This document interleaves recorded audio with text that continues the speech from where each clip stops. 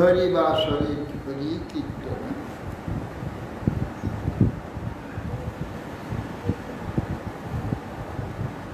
একাদশীর মহিমা প্রত্যেক একাদশীতে একটু করে করা হয়। একাদশীর মহিমা প্রত্যেক একাদশীতে একটু করে কীর্তন করা হয়।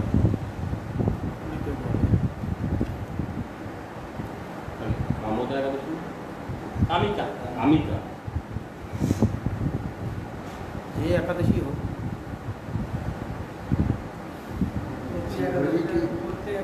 বাসর মানে সাদৃশ্য যে তিথি হরি সাদৃশ্যে গমন করে তার নাম শ্রী হরিবাস। হরি সাদৃশ্যে গমন করে দিনটা গোটা হরি সাদৃশ্য। হরি সাদৃশ্য তিথিতে হরিকথা কীর্তন সবচেয়ে উত্তম। যে বিষয় হবে পরিবেশটা যদি তৎ বিষয় হয় সেখানে সেটা উৎকর্ষ।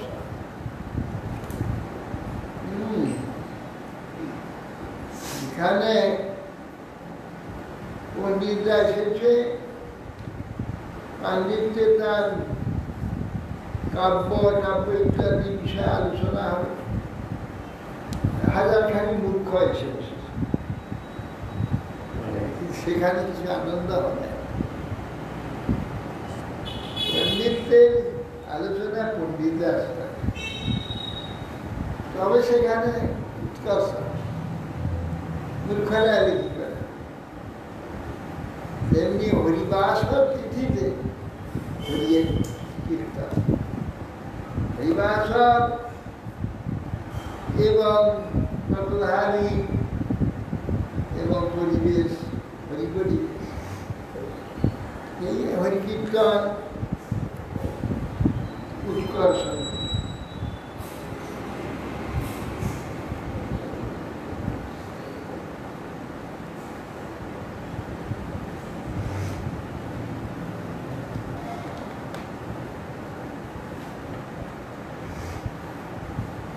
ইলাবিত বংশের ক্রমশ উত্তরে নীল শ্বেত ও শৃঙ্গবান তিনটি পর্বত, ব্রহ্ম, হিরণ্ময় ও কুরুবর্ষকে বিভক্ত করেছে। তিনটি পর্বত, পূর্ব দিকে আয়ত, উভয় দিকে লবণ সমুদ্র পর্যন্ত বিস্তৃত। এদের বিস্তার ২০,০০০ যোজন পরিবেশ। পূর্ব পর্বতগুলি অপেক্ষা পরপর পর্বতগুলির দৈর্ঘ্যেই একাদশাংশ ন্যূনম, উচ্চতায় বা বিস্তার কম নয়।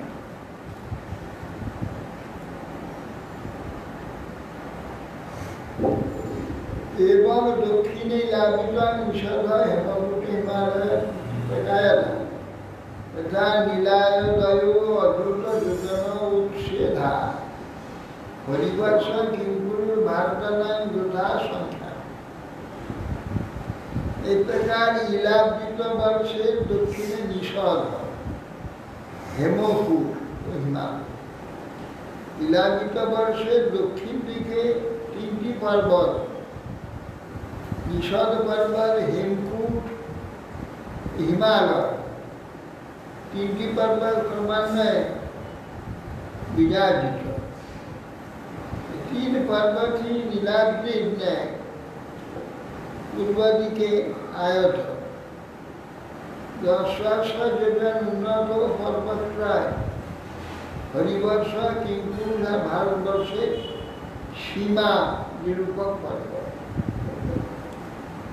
ইলাবত বসা তাহলে হিমালয়ের উত্তর দিকে হচ্ছে না, হিমালয়ের পশ্চিম দিকে। হিমালয় পরে তো সমুদ্র, পশ্চিম দিকে। দক্ষিণ দিকে হিমালয় বলছি। হ্যাঁ, বলে দক্ষিণ দিকে হিমালয়। আর দক্ষিণ দিকে হিমালয়, দক্ষিণ দিকে হিমালয়, হিমকূট আর হচ্ছে তিনটি। হিমালয়ের পরে এগুলো আছে।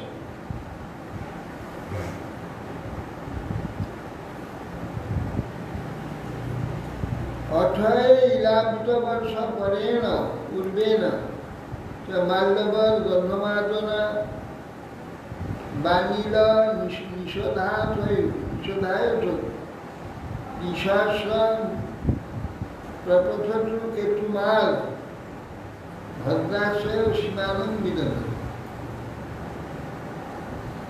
ইলাবৃত বর্ষা পশ্চিম পূর্ব যথাক্রমে মাল্যবান, গন্ধমাদন দুই সীমা পর্বত আছে। এই পর্বত দুইটি উত্তরে নীল ও দক্ষিণ নিষধ পর্বত পর্যন্ত দীর্ঘ। ১০০০ যোজন বিস্তৃত এরা কেতুবার ভদ্রাশ বর্ষের সীমা নির্দিষ্ট।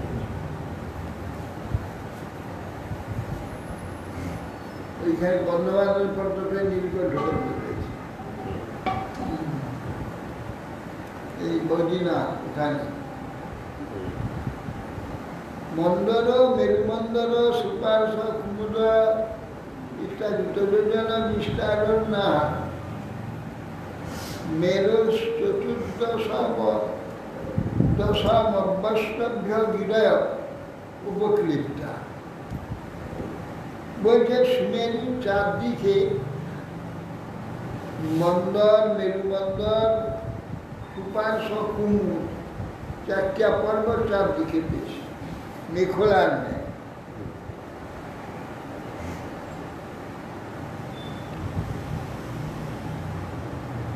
চারটি পর্বতে প্রত্যেকটি বিস্তার উচ্চতা ১০,০০০ যোজন। চতুর্শে চ্যুত জম্বু কদম্বন্য গ্রুধ চত্বার পাদব প্রকার পর্বত কেতব ইব অধি সহস্র যোজন নাহ স্তাবৎ বিটব বিটতয় শতযোজন পরিমাণ। পর্বত চতুষ্টয়ে চারটি বিগ্রহ আছে, চারটি বৃক্ষ। আম্র, জম্বু, কদম্ব এবং বট, 4টি বৃক্ষ পর্বতে 4টি ধ্বজার ন্যায় অবস্থান করছে। এই বৃক্ষের বিস্তার শত এবং উচ্চতা 1100 যোজন। বৃক্ষটা তাহলে কিরকম বৃক্ষ? কিরকম বৃক্ষটা দেয়, ইহারা শাখা সকল 1100 যোজন বিস্তৃত। হর্ষা চাতারাহ পয়োমধ্যিক্ষু রসনিষ্ঠ জলা যদুবস্পর্শিনা উপদেবতা কলা যোগৈশ্বর্যানি সাভিবিকানি ভরতর সব ধারণ দেবদানানি চ ভবন্তি চত্বারি নন্দনম চতুরথর বিভ্রাজম সকলবর্তনে। বলছেন যে হে ভরত শ্রেষ্ঠ, এই 4টির মধ্যে 4টি হ্রদ আছে আমার। তার মধ্যে প্রথমটি দুগ্ধ পরিপূর্ণ, দ্বিতীয়টি মধু পরিপূর্ণ, তৃতীয়টি ইক্ষুরস পরিপূর্ণ, চতুর্থটি বিশুদ্ধ জলে পরিপূর্ণ। সিদ্ধ চারণাদি উপদেবতাগণ তা সেবা করে থাকে ও অনায়াসে অণিমা মহিমার যুগৈশ্বর্য ধারণ করছে। 4টি বন আছে, সেখানে বাগান আছে। নন্দন, চিত্ররথ, বৈভ্রাজ, সর্বতভদ্র নামক 4টি উপবন আছে চারদিকে। যে মমর পরিরোধা চ সুরলনা ললাম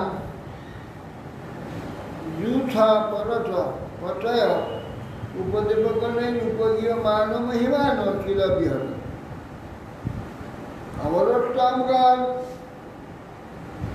প্রধান সুরগণিতাগণের ভূষণ স্বরূপা শ্রেষ্ঠ রমণীগণের প্রেয়সীগণের সহিত মিলিত হয়, উদ্যান মধ্যে বিহার করে গন্ধর্বগণ গান করে থাকে। মন্দরোৎসঙ্গ 1100 যোজন উত্তঙ্গ এবং চিত্তশিরসা গিরিশিখর স্থূলানি ফলান্য অমৃত ফলানি বিপথন। মন্দর পর্বতের নিম্ন প্রদেশে 1100 যোজন উন্নত দেবচ্যুত নামক আম গাছ আছে, আম্র বৃক্ষ। তো অগ্রভাগ হতে গিরিশৃঙ্গের ন্যায় স্থূল অমৃত তুল্য সুমিষ্ট ফল ওইখানে নিচে পতিত হয়।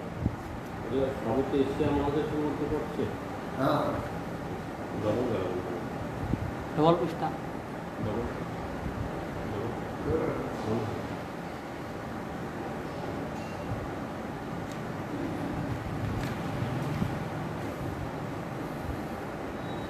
তেষাং বিশীর্ণ মানা অতি মধুর সুরভি গন্ধি বহুলা অরুণ রসদে না অরুণদা নবনদী মন্দরগিরি শিখরান্নি বিপদন্তি পূর্বে নীলাবত বিত উপপ্লাবেন। সেই সকল ফল উচ্চ থেকে পতিত হয়, ফেটে যায় তখন নদের অভ্যন্তর থেকে মধুর সুবাসযুক্ত অরুণবর্ণ বহুরস নির্গত হয়ে অনবস্ত সৌরভে অধিকতর সুরভিত হয়ে উঠে। জলের মতো হয়ে প্রবাহিত হয়ে সেই রস অরুণদা নামে এক নদী হয়েছে। এই নদী মন্দর পর্বতের শিখর দেশ থেকে নির্গত হয়ে পূর্ব দিয়ে ইলাবিত বর্ষ পর্যন্ত প্লাবিত হয়েছে। উপযোশনাদ ভবান্যা অনুচরীনাম পূর্ণজন বধূনাম বয়বস্পর্শ সুগন্ধবাদ 10 যোজনম সুমন্তান অনুবাসে। অরুণদা নদীর রস সেবন করে ভবানী অনুচরী দক্ষবধূ মানে গাত্র সুগন্ধ হয়। সেই গন্ধবায়ু তাদের সুগন্ধি অবয়বে সংসর্গে সুবাসিত দিকে 10 যোজন পর্যন্ত আমোদিত হয়। এবং জম্বু ফলানাম অত্যুচ্চ নিকাত বিচ্ছিন্ন নাম মনস্তি প্রয়াণম যোগিকায়া নিভান রসেন জম্বু নদী নাম নদী মেরুমন্দর শিখরার অন্তর্জনার অবৈতনে বিপদন্তি দক্ষিণে আত্মনাম যাবৎ ইলাপিত বিপসন্দন। এই প্রকার জম্বু বিক্ষেপ ফল সকল গজশরীর সদৃশ, উহাদের অষ্টি অতি ক্ষুদ্র। এই সকল ফল উচ্চ থেকে পতিত হয়ে বিদীর্ণ হয়ে উহাতে রসে জম্বু নদী নামে একটি নদী হয়েছে। এই জম্বু নদী মেরু পর্বতের 10 যোজন উচ্চ শিখর দেশ হতে অবনীতরে পতিত হয়ে উৎপত্তি স্থান থেকে ইলাবৃত্তের দক্ষিণাংশ হতে আরম্ভ করে সমগ্র ইলাবৃত বর্ষ ব্যাপিয়া প্রবাহিত হয়েছে। তাবৎ উভয়রূপী রোধস যা মৃত্তিকা তদ্রসেনানুবিদ্ধমানা বায়ুর্ক সংযোগ বিভাগেন সদা অমরলোকাভরণম জামুনতম নাম সুবর্ণম ভবতি ব্যবহাব বিবুদাদয় স্ববিবদী মুকুটকুটকটক পরিশুদ্ধাদ্য আভরণ রূপেণ ফলধারেন। ওই নদীর উভয় তটে যে মাটি জম্বু ফলে রসে সিক্ত হয়ে স্বর্ণ হয়ে গেছে। ওই স্বর্ণ জাম্বু নদ স্বর্ণ নামে পরিচিত। ওই জাম্বু নদ স্বর্ণে দেবলোকের অলঙ্কার হয়। দেবীগণ ওই অলঙ্কার দেবদেবীগণ অলঙ্কার নির্মিত হয়ে থাকে। দেবতাগণ স্ত্রীদিকে সেই স্বর্ণ নির্মিত মুকুট বলয় কঠি সূত্র অলঙ্কার অঙ্গে থাকে। বিষ্ণু মহাকদম্ব সুপার্শ্ব পার্শ্ব অঙ্কুরের কৌটরেভ্য বিনিশ্চিতা পঞ্চায়াম পরিণামঃ পঞ্চমধুঃ ধারাঃ সুপার্শ্ব শিখরাৎ পতন্ত অপরেণা আত্মলীলা বিত অনুবোদয়ন্তি। সুপার্শ্ব পর্বতের পার্শ্বদেশ মহাকদম্ব নামে প্রসিদ্ধ বৃক্ষ আছে। তা কঠোর দেশ থেকে 5টি মধুধারা নির্গত হয়েছে। উহাদের প্রত্যেক পরিমাণ 5 ব্যাম বা 2 হাত বিস্তার করলে তার মধ্যে ব্যাম বলে। 5 ব্যাম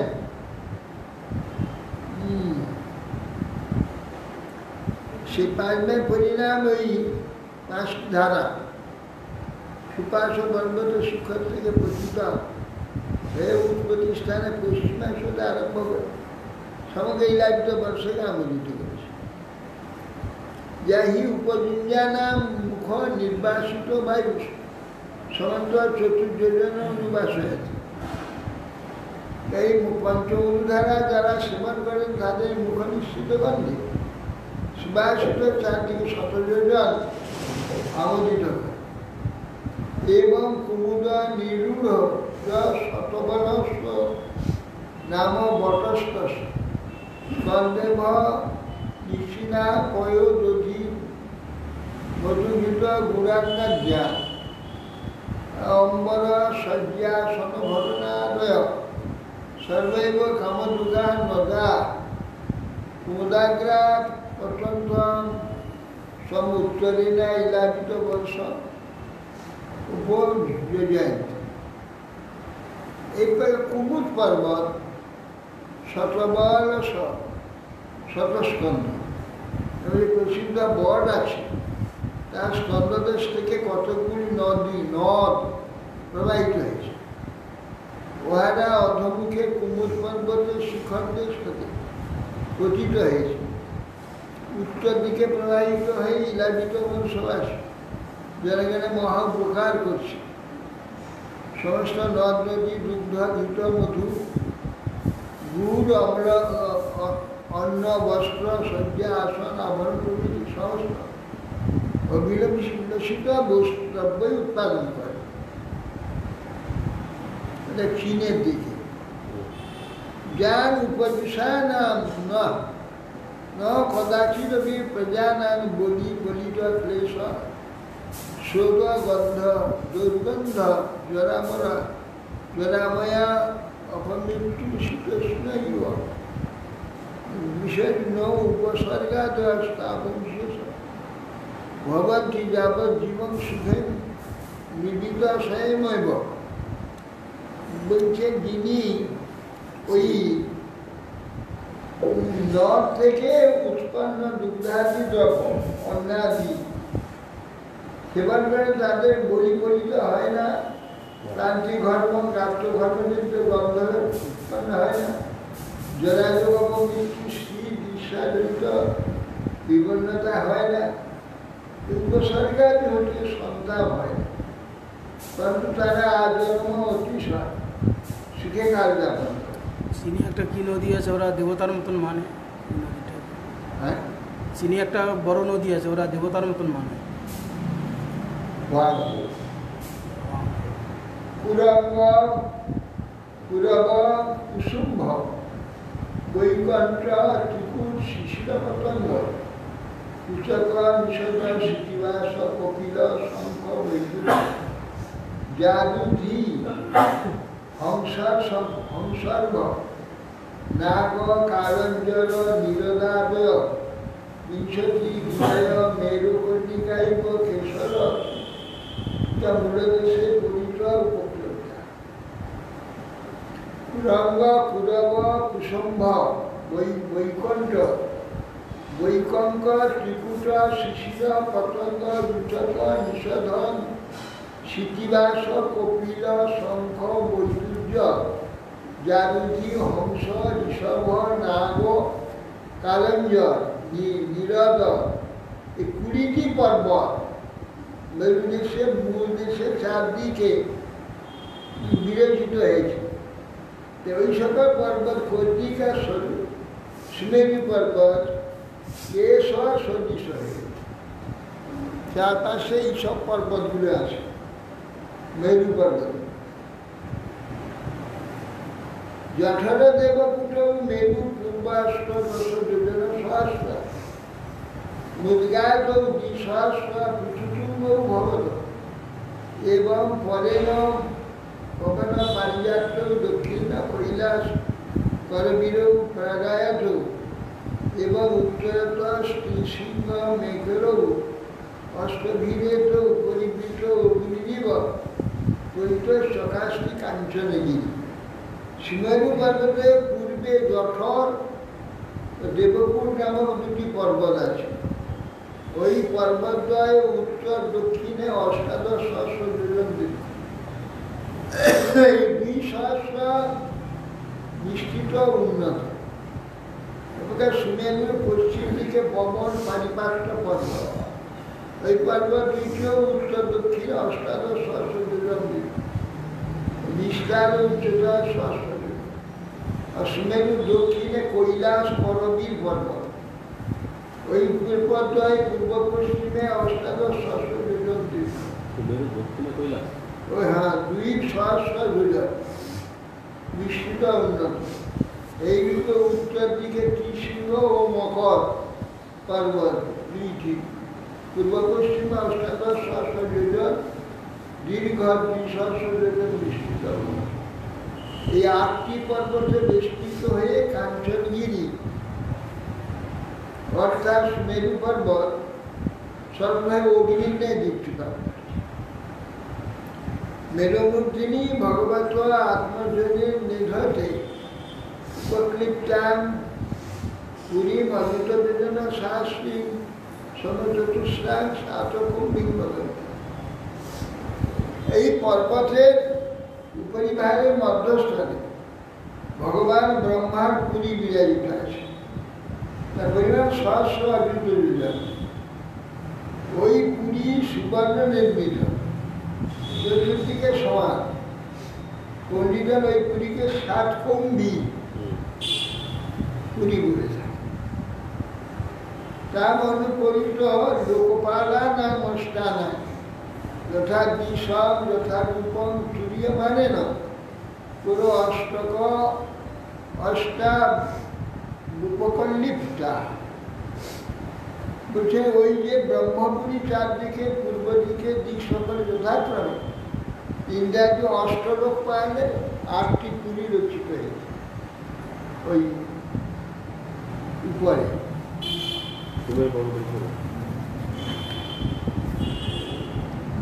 শিশুবাস অত ভগবত সাক্ষাৎ যজ্ঞলিঙ্গ সব বিষ্ণু বিক্রমত বাম পদাঙ্গুষ্ঠ নখ বিভিন্ন ঊর্ধ্বমূলকটাহ বিবদে না অন্তঃপ্রবিষ্ট যা বাহ্য জলধারা তৎচরণ পঙ্কজ অবনেজনারুণ কিঞ্জল পরিমিতা অখিল জগদ অঘমলাপ অপস্পর্শ স্পর্শ নামরা সাক্ষাৎ ভগবত প্রণীত অপলক্ষিত বচ অভিহিত মানবতী মহতা কালীন যুগ সহস্রপলক্ষেন দিব মর্জনস্ব গতকার তদ্বিষ্ণু পদমার্গ। সুখদেব গোস্বামী বললেন, হে রাজন, যজ্ঞবর্তী সাক্ষাৎ ভগবান বিষ্ণু বামন দেবী ত্রিবিক্রমূর্তি ধারণ করবার যখন পাদ নিক্ষেপ করেন সেই সময় দক্ষিণ চরণের দ্বারা ভূমি আক্রমণ করে ঊর্ধ্ব দিকে বাম পদ উৎক্ষেপণ করতে যাবেন। অমনি তার বাম পদের অভিষ্ট নখে অন্ডকটাহের উপরিভাগে ভিন্ন হয়ে গেল। এই জলটা গর্ত হল, গর্ত যে পৃথিবী অষ্ট আবরণের বহির্ভূতা তার নাম সম্বন্ধে এই চিন্ময় জলধারা ভিতরে প্রবিষ্ট হয়। চরণ প্রক্ষালনে তো ভগবানের পাদ জন্ম হয়েছে অরুণবর্ণ কুঙ্কুম বিগলিত হয়ে থাকে, তাই পিঞ্জলকর স্বরূপ জলধারা শোভা সম্পন্ন করে। এই ধারা পরশমাত্র বিশ্বব্রহ্মাণ্ডের পাপরাশ কারণ, কিন্তু আর স্বয়ং অতিশয় নির্মল ভূমণ্ডলে অবতীর্ণ হওয়ার পূর্বে ওই ধারা সাক্ষাৎ ভগবানের পাদবন্ধ থেকে উদ্বুদ্ধ বলে এর নাম বিষ্ণুপতি।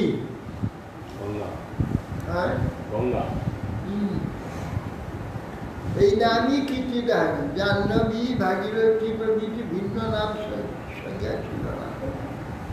সহস্রযুগ পরিমিত দীর্ঘকাল পর এই ধারা ধ্রুবলোকে অবতীর্ণ হয়। ওই ধ্রুবলোককেই আবার বিষ্ণুপদ বলে।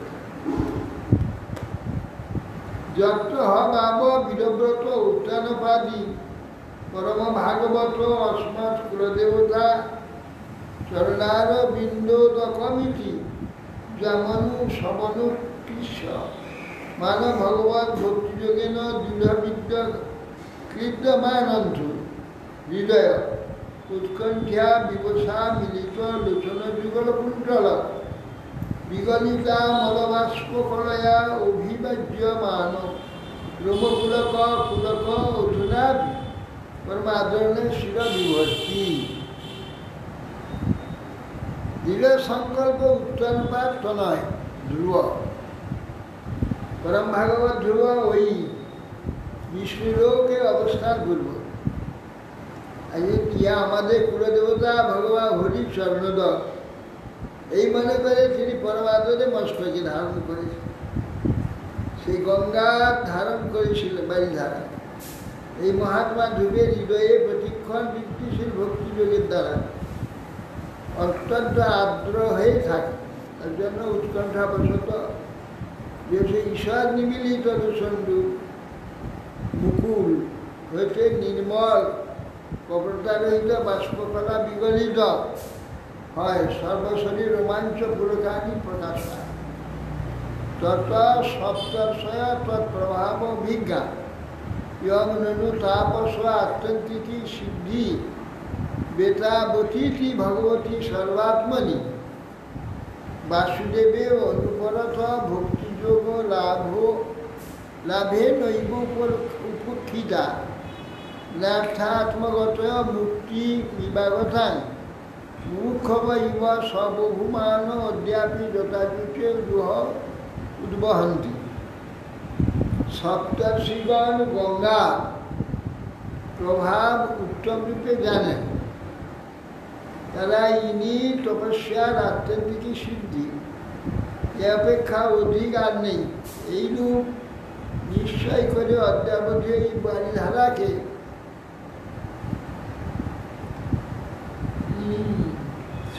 জটাসুরের দ্বারা ধারণ করেছে। তারা সর্বাত্মা ভগবান বাসুদেবে অবিচ্ছেদ ভক্তিযোগ লাভ করে অন্যান্য পুরুষার্থ আত্মজ্ঞান প্রভৃতিকে উপেক্ষা করেছে। মুমুক্ষুগণ যেমন মুক্তিকে বহুমানন করে থাকেন, সেইরূপ সপ্তর্ষিগণ বিষ্ণুপাদর ভবা গঙ্গা তাহাকেই পরমাদরে অঙ্গীকার করেছে।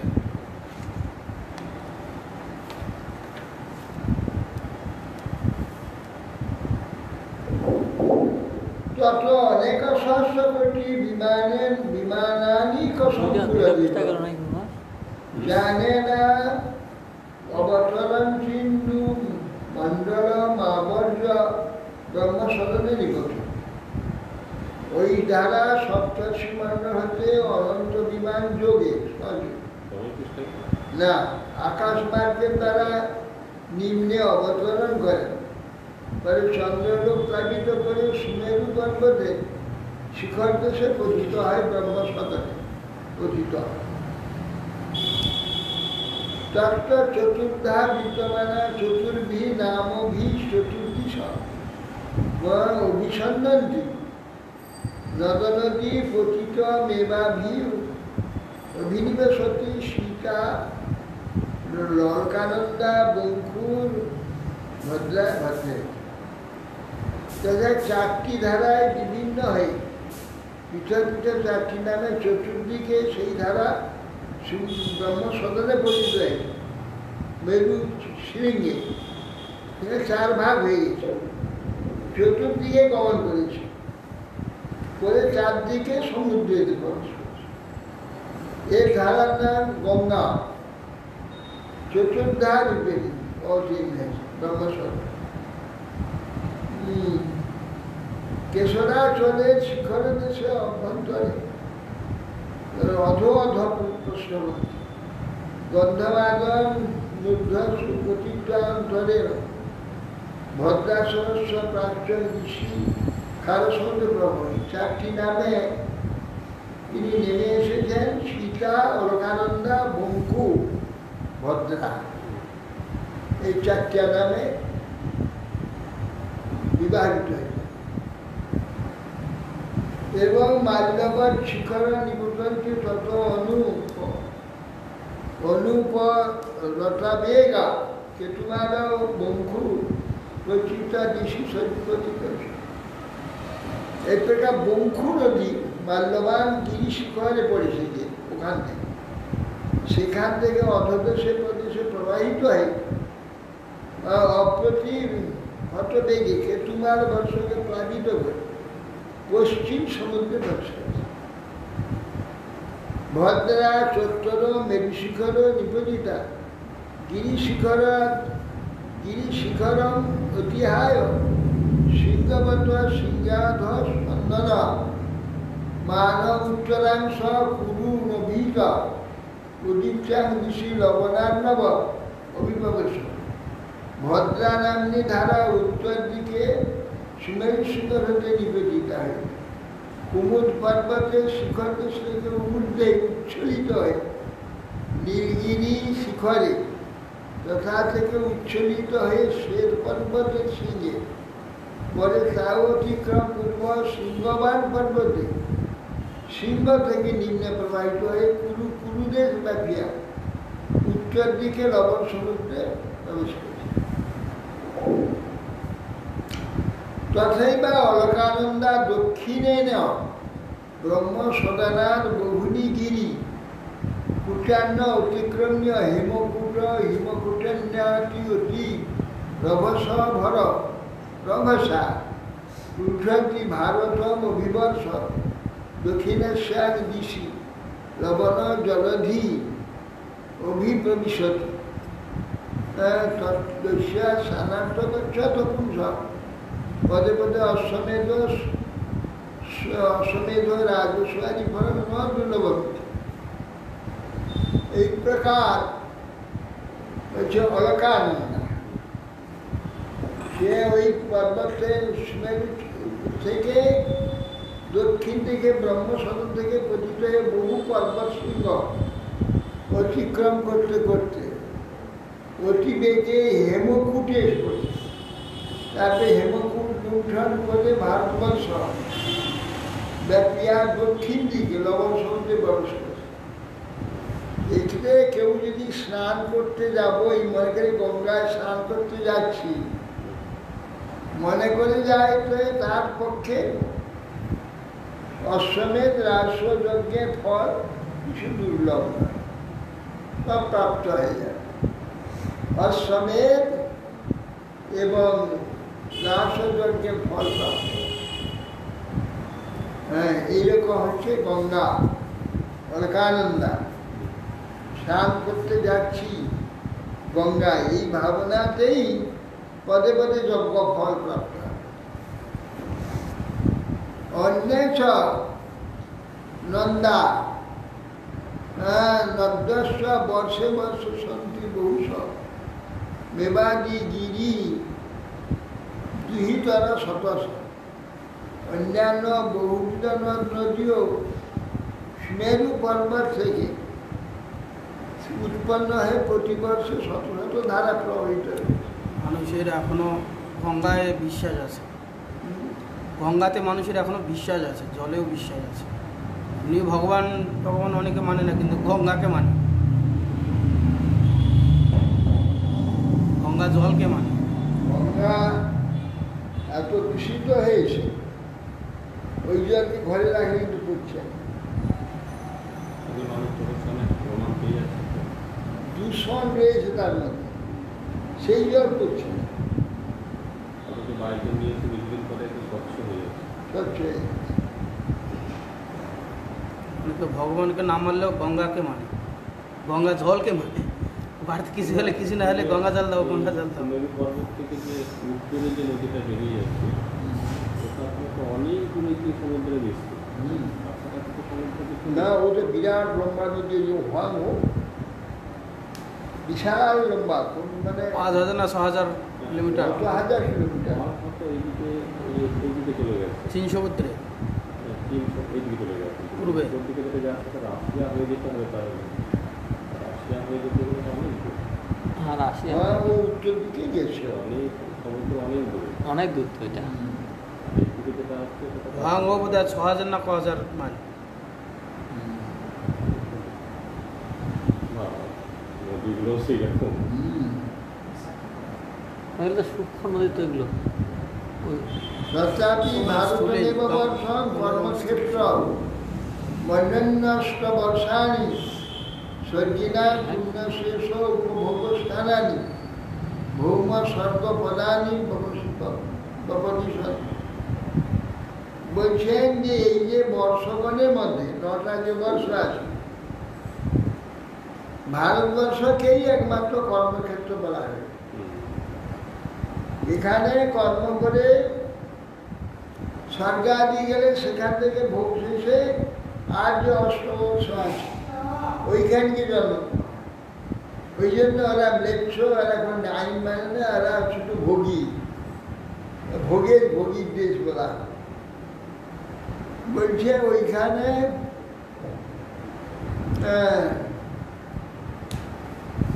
অষ্টবর্ষে স্বর্গীয় পুণ্যগণের পুণ্য শেষ উপভোগী স্থান, দিব্য স্বর্গ, ভৌম স্বর্গ, বীর স্বর্গ। এই স্বর্গ ত্রিবিধ, তার মধ্যে ভৌম স্বর্গের স্থান অষ্টবর্ষ ভৌম স্বর্গ। এবং পুরুষানাম অদ্ভুত পুরুষার आयु वर्षाणां देवकल्पानां नागरिक प्रमाणानां वज्र संहरण बल वायु प्रमुदित महासौर सौरत मिथुन अपवर्ग वर्ष धृतैक गर्भ खर्चानां त्रिदाग्र समकाल वर्तते। এই অষ্টবর্ষে যে সকল পুরুষ বাস করেন তাদের পরমায়ু মনুষ্য প্রমাণের যে অযুত বর্ষ, তারা দেবতুল্য, তারা অযুত হস্তির ন্যায় পদধারণ করে, তাদের শরীর বজ্রের ন্যায় সুদৃঢ়, যৌবন বল হর্ষ সম্পন্ন। স্ত্রী পুরুষ সেই প্রকার শরীর পরমানন্দে সঙ্গ সুখ সম্ভোগ করেন। সম্ভোগ শেষের পরে পরমায়ু এক বর্ষ মাত্র অবশিষ্ট থাকে। স্ত্রীগণ একবার মাত্র গর্ভ ধারণ করেন, অর্থাৎ তাদের পক্ষে যেন অদ্যাপি টেকাযুগ প্রবাহিত হচ্ছে। এই তো কলিযুগ তো খারাপ ভারতবর্ষের জন্য, ভারতবর্ষ কলিযুগ, অন্যান্য বর্ষ এটা বলা আছে শাস্ত্র। যুগ বিচারটা কেবল ভারতবর্ষ। যা কিছু ধর্মের বিচার সেই ভারত কলিযুগগুলি মানছে। লেজ তাদের আবার কম। ওরা আমাদের মুখে শুনে বলছে, ওরা কলিযুগগুলি জানে না। যাত্রা দেবপতায় সই সই গণনায়কৈরি হি হিত মারণ সর্বর্ষু কুসুম স্তবক ফল কুশলয়া সুতনা নমম্বম মান বিজপ লতা বিজপি হি রূপ সুশুম্ভ মান রুচিরবান রামাশয়তন বর্ষ গিরি ব্রণী সূচ চামল জলাশয়েন বিকচ বিবিধ নবনব রুহমান মোদ প্রমোদিত রাজহংস কলহ সকল হংস জলকুটকুট কারুণ্যব সারস চক্রবাকাদি ভীর মধুর কর নিকর নিকরাকৃতি ভীর রূপ পূজিত জিতেষু জগৎক্রীড়াদি বিচিত্র বিনোদয়ী সুললিত সুন্দরীনাং কাম কলিদর বিলাস হাস লীলাবলোক কৃষ্ণ মনোদৃষ্ট শৈরং বিহর। একবারে সন্ধি দূরে রয়েছে এক মাইল, একটা চলছে। এই সকল বর্ষে সর্বঋতু পুষ্পগুচ্ছ, ফল কিশলয়, অবনত বৃক্ষ তদাশ্রিত লতা সমূহ দ্বারা সুশোভিত কানন, তার মধ্যে আশ্রম সকল শোভাপ্রাপ্ত। তথায় বর্ষের সীমানিত্য সম্পর্ক দুটি মধ্যদশী জলাশয় রয়েছে, তাতে প্রস্ফুটিত নানাবিধ নবীন পদ্মের সৌরভে আমলিত হয়ে রাজহংস কলহংস জলকুক্কুট কারণ্ডব সারস চক্রবাক প্রভৃতি পক্ষীগণ মধুকর নিকর নানাবিধ শব্দ করছে। এতাদৃশ উপবন নির্মল জলাশয় বর্ষবাসী দেবপতিগণ পরমানন্দে জলক্রীড়া করে থাকে। তৎকালে সুন্দরী সুরগণাদিগের কাম ক্ষুদ্র বিলাস হ্রাস এবং কটাক্ষ অবলোকনে তাদের মন ও নয়ন কটাক্ষে আকৃষ্ট হতে থাকে। এই সকল দেবপতির যে সকল ভিক্ত আছে তারা তাহাদিগকে সচন্দন প্রভৃতি বহুবিধ উপচারের সহিত সেবা করে থাকে। নবম্বপি বর্ষেষু ভগবান নারায়ণ মহাপুরুষ পুরুষানাং তদ অনুগ্রহ আত্মতত্ত্ব গৃহেণ আত্মনদ্যাপি সন্নিধিয়তে। অর্থাৎ 9টি বর্ষের পরম পুরুষ ভগবান নারায়ণ ভক্তকে অনুগ্রহ করবার নিমিত্ত শঙ্কর সোনাদি নিজ বৃহৎ তত্ত্বের সহিত অদ্যাপি সন্নিহিত হয়ে আসে। ইলাপিতে তু ভগবান ভব একৈব পুমান নহি অন্ন স্তত্রা পর নিবেশিত নির্বিশতি ভবান্যা শাপন নিমিত্তজ্ঞ প্রবিষ্ট শ্রীভাবস্তৎপশ্চাদিব বক্ষ্যাম। ইলাবিতা বর্ষে ঐশ্বর্যশালী শিবই একমাত্র পুরুষ, যেখানে অন্য কোনো পুরুষ নাই। ইলাবিত বর্ষ যেখানে সুকুমার বন আছে। আর কেন যেহেতু বলছেন ভবানী সাপ দৃষ্টান্ত, ভবানী সাপ এর জন্যে ভবানী যারা জানেন তারা কখনো সেই জায়গায় প্রবেশ করবেন না, জেনে প্রবেশ করে তৎক্ষণাৎ স্ত্রী হয়ে যায়। এই সাপের বিবরণ পরিষ্কার বর্ণনা হবে। ভবানী নাথই স্ত্রী গলা অর্বুদ সহস্রই অবরুদ্ধমান ভগবৎ চতুর্মূর্তে মহাপুরুষ তুরিয়ং তামসী মূর্তি প্রকৃতিমাত্মন সংকর্ষণ সংজ্ঞা মাত্মনম আধিপুরী রূপেণ সন্নিধাত্তই এত অভিজ্ঞান উপর ধাবতী। ওই বছর ভগবান ভবানী সহিত মিলিত অদ্ভুত সহস্র অনুচরী কর্তৃক সর্বদাই সেবিত হয়। ভগবান নারায়ণ বাসুদেব শঙ্কর্ষণ অনিরুদ্ধ এই চারি মূর্তির মধ্যে চতুর্থ মূর্তির নাম শঙ্কর্ষণ। ওই মূর্তি শুদ্ধ চিন্ময়ী হলেও জগৎ সংহার প্রকৃতি তামসিক কার্যের কারণ বলে এই মূর্তিকে ব্যবহারও তো তামসিক বলা যায়। ভব সেই মূর্তিকে আপনার অংশী মূল কারণ জেনে তাকে চিত্ত সন্নিবেশ পূর্বক এই মন্ত্র জপ করতে করতে উপাসনা ভগবান বাস। ও নম ভগবতে পুরুষায় সর্বগুণ সংখ্যা নায় নামনায় বক্তায় নম ইতি। ভব ঐশ্বর্যশালী ভব এই মন্ত্রে শঙ্করকে স্তব করে থাকেন। কোন উচ্চারণ পূর্বক আমি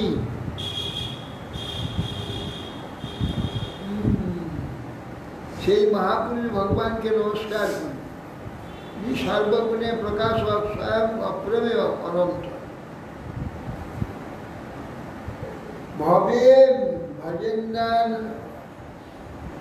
ভজেন্নারণ পাদপঙ্কজন ভগস্ব কৃষ্ণ পরম্পরায়ণ ভক্তেশ্বরম ভাবিত ভূত ভাবন ভবাপহম তাং ভববামীশ্বরম।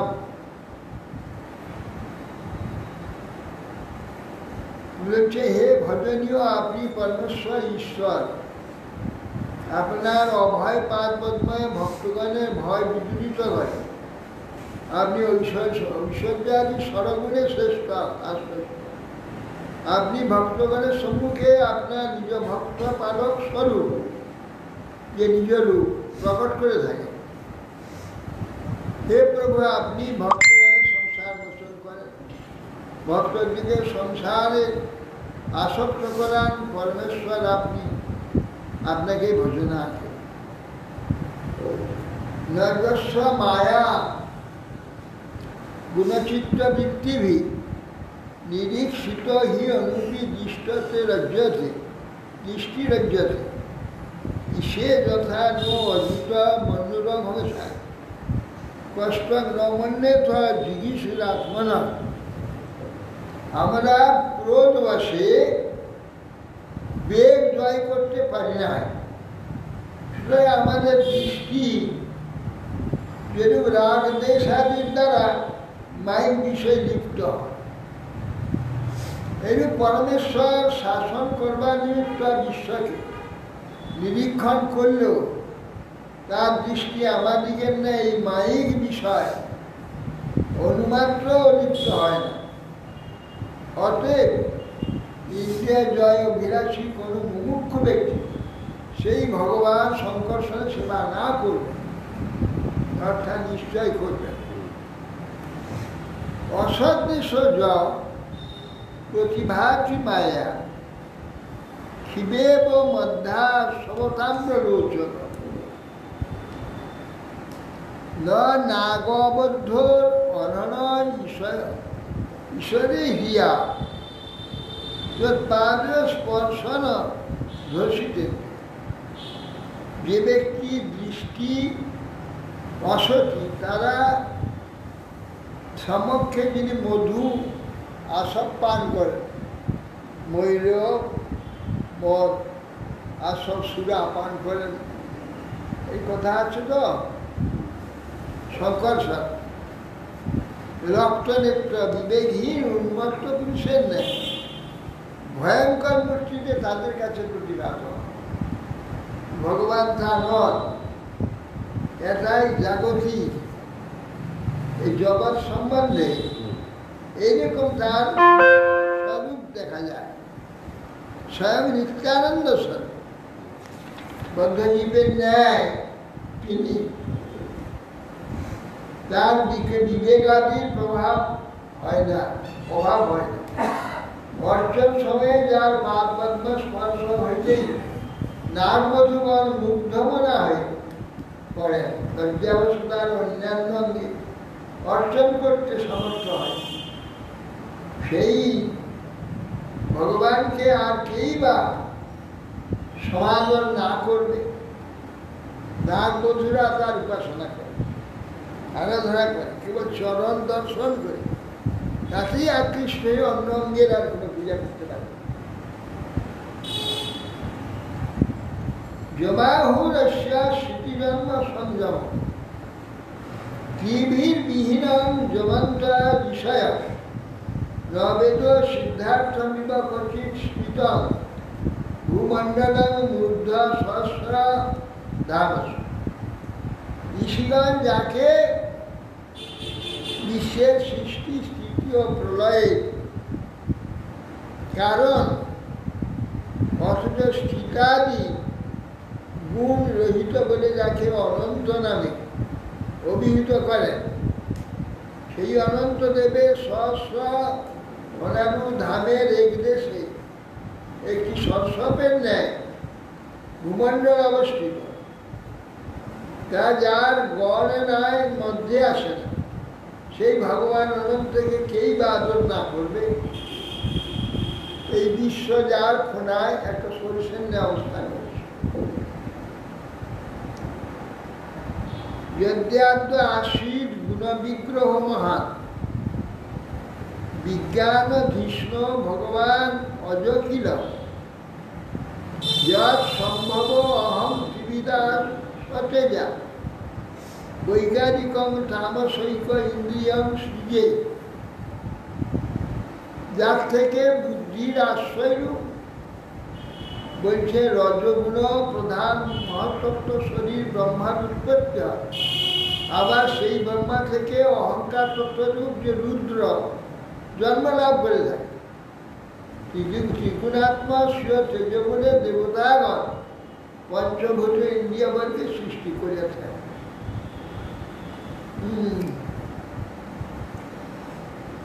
যে মহা আত্মার বশবর্তী যার অনুগ্রহে দেবতা ভূত ইন্দ্রিয়বর্গ ব্রহ্মা বিরুদ্ধ সকলেই তার সঙ্গে যুক্ত। এতে বয়ং যত বর্তে মহাত্মনা সীতা সুকুন্তাইব সুস্থা মহান অহং বৈকৃত তামসিন্দ্রিয়া শ্রীরাম সঞ্জত যদ অনুগ্রহাদি অনুগ্রহাদি দম। বলছেন যে যার কৃপাতে ইন্দ্রিয় সৃষ্টি, যে মহামার বশবর্তী অনুগ্রহে দেবতা ভূত ইন্দ্রিয় ব্রহ্মা আমি রুদ্র বলছে সকলে সূত্রবদ্ধ পক্ষীর ন্যায় নিয়ন্ত্রিত হয়ে থাকে। সেই বিশ্ব সৃষ্টি করতে সমর্থ ভগবান অনন্তদেবকে আমি নমস্কার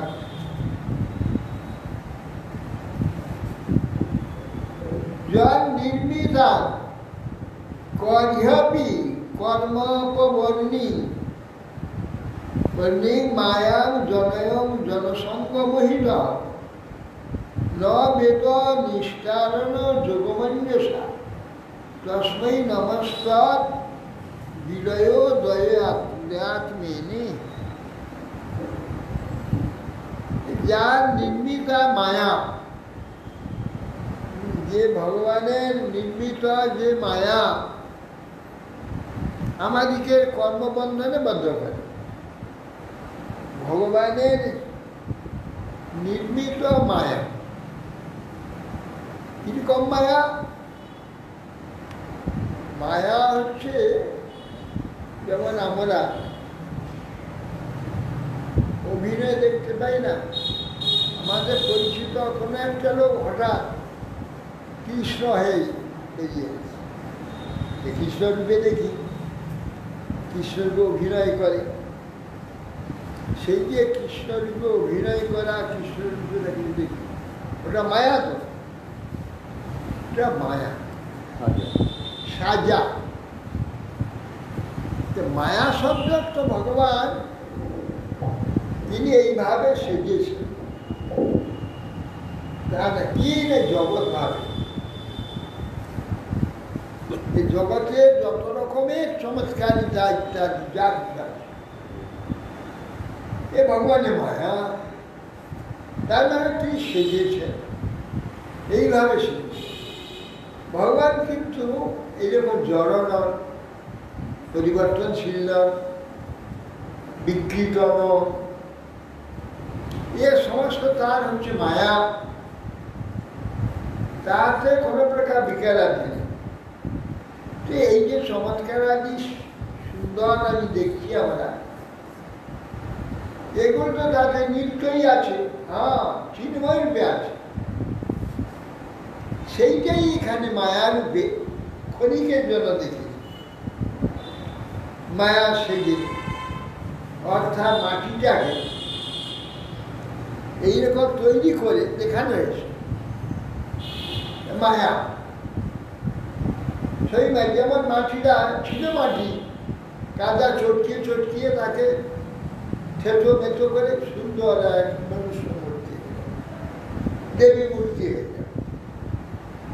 এই যে দেবী মূর্তি, এটা মায়া, এটা মাটি, মিথ্যা দেব মূর্তি একটা আকৃতি করে দেওয়া হয়েছে, এটা মায়া, একে বলে মায়া। সবই ভগবান, ভগবান হলেও ভগবানের আসল মূর্তি মায়া। যেমন আমরা আমাদের পরিচিত লোকটিকে কৃষ্ণ বলে আমি দেখবো না, তাকে সেইভাবেই দেখব, সে যা আছে সেইভাবেই দেখব, কিন্তু কৃষ্ণরূপে যে অভিনয় আছে সেটাও দেখব, সেটা আনন্দ অনুভব করব, সব কিছু করব। কিন্তু সে যে আমাদের রাম বা শ্যাম, সে শ্যাম রূপে তাকে সবসময় দেখব, কিন্তু তার যে কৃষ্ণ লীলারা আচরণ কার্যাদি সব দেখব, আনন্দ আস্বাদন করবো, সেইভাবেই ভাবব। কিন্তু মন থেকে সে যে শ্যামচরণ দাস, শ্যামচরণ দাসটা আমার মন থেকে কখন যাবে, কিন্তু ওটাকে মনে রাখবো না, এটা কৃষ্ণরূপেই দেখব। সেই রকম ভগবান এখানে যত রকম শিখেছেন সবই দেখব, সেই ভগবানই, কিন্তু সেই যে ভগবান এটা ভুল কথা, এর সবই যে ভগবান এর মধ্যে রয়েছে, সেইভাবে এটা তার মায়া, অভিনয়, এইভাবে দেখতে হবে। সেই জন্যে নির্মিত মায়া আমাদের কর্মবন্ধনে বন্ধন করেছে। কেন না ওই মায়া দেখছি বলে আমরা বন্দী হয়েছি। মায়াটা না দেখে তাকে যদি দেখি তাহলে বন্ধন হবে না। অথচ তার সমস্ত লীলাদি সমান হবে। সাবর জঙ্গম দেখে, না দেখে তার মূর্তি। সর্বত্র হয় তার ইষ্টদেব। সাবর জঙ্গম দেখছে, তার মূর্তি দেখছে না, তার ইষ্টদেব স্ফূর্তি আছে। শ্যামচরণ দাস কৃষ্ণ সেজেছে, কৃষ্ণকে দেখছে, তার সব দেখছে, কিন্তু তাকে দেখছে না, ওই শ্যামদাসকে দেখছে। শ্যামদাস তার মধ্যে আছে, কিন্তু এই যে কৃষ্ণ হয়েছে, কৃষ্ণ কৃষ্ণ বলে তাকে দেখছে না, কিন্তু কৃষ্ণের সব কিছু আচরণ আদি সব আস্বাদন করছে। সব আমরা আসলে বাইরের মোড়কটাকে দেখেছি, ভিতরের বস্তুটা দেখেছি। আসল বস্তুকে উড়িয়ে দিয়ে মায়াটাকে কেবল দেখিয়ে তাতে আকৃষ্ট হয়ে আমরা বঞ্চিত। যদি কেউ শ্যামদাসকে কৃষ্ণ বলি, সাক্ষাৎ কৃষ্ণ বলি তাকে পূজা করে, তাহলে বঞ্চিত হবে। তাই সাক্ষাৎ কৃষ্ণ বলে পূজা করা যাবে না, তাই তার নিকট থেকে কৃষ্ণ আস্বাদন করা যাবে, কৃষ্ণ লীলা আস্বাদন করা যাবে। কৃষ্ণ বলে তাকে পূজা করা যাবে না, নাটকটাকে নাটক বলেই জানতে হবে। নাটক বলেই জানতে হবে। মায়াটাকে মায়া বলেই জানতে হবে। যার মায়া তাকে ভুলতে হবে, তার আরাধনা করতে, তাকে পূজা করতে হবে, মায়াকে পূজা করতে হবে না। হ্যাঁ, এই হলো ব্যাপার। সেই জন্য মায়া বিমোহিত মাদৃশ ব্যক্তি যা কীভাবে কি ওর থেকে নিষ্ঠা লাভের উপায় জানতে পারে না, যা থেকে বিশ্বের সৃষ্টি রয়েছে সর্বকারণ ও কারণ ভগবান। এই যে শঙ্কর সব, আমি তাকে নমস্কার,